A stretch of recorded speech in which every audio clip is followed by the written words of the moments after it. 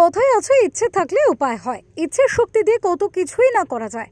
এবার সেই ইচ্ছের শক্তি এনে দিল জীবনে বড় সাফল্য। ইন্ডিয়া বুক অফ রেকর্ডসে নাম উঠল সুন্দরবনের প্রত্যন্ত এলাকা পাথর প্রতিমা ব্লকের রামগঙ্গা গ্রাম পঞ্চায়েতের উচ্চ মাধ্যমিক পাস সমর মণ্ডলের। মাত্র 1 মিনিট 58 সেকেন্ডে হাত নয় মুখ দিয়ে তুলে ধরে ফুটিয়ে তুলেছেন বিবেকানন্দের ছবি। উল্লেখ্য, সমর প্রান্তিক কৃষিজীবী পরিবারের সন্তান।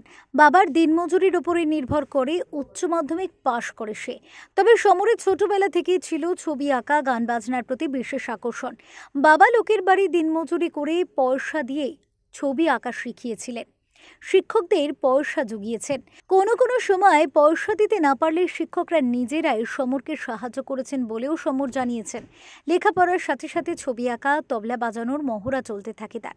তবলা বাজানো এবং ছবি আঁকা দুটিতেই পারদর্শী সমর। শেষ পর্যন্ত মনের অদম্য ইচ্ছায় ইন্ডিয়া বুক অফ রেকর্ডে নাম তুলে ফেললেন সুন্দরবনের রামগঙ্গার এই সমর মণ্ডল।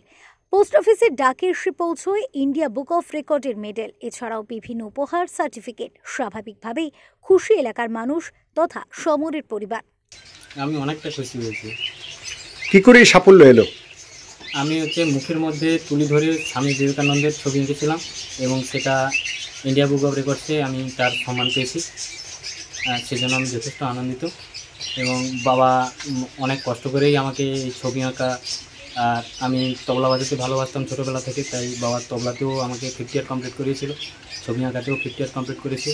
এবং এই যে অনেক দরিদ্রতার মধ্যেই মোটামুটি বাবা মা দুজনেই অনেকটা চেষ্টা করেছে, আমাকে বিভিন্ন মাস্টারমশাইয়ের কাছে পাঠিয়েছে যাতে আমি এই আঁকার কাজটা বা তবলার কাজটা ভালো করে শিখতে পারি। এবং গুরুজনেরা তারাও আমাকে অনেক আশীর্বাদ করেছেন।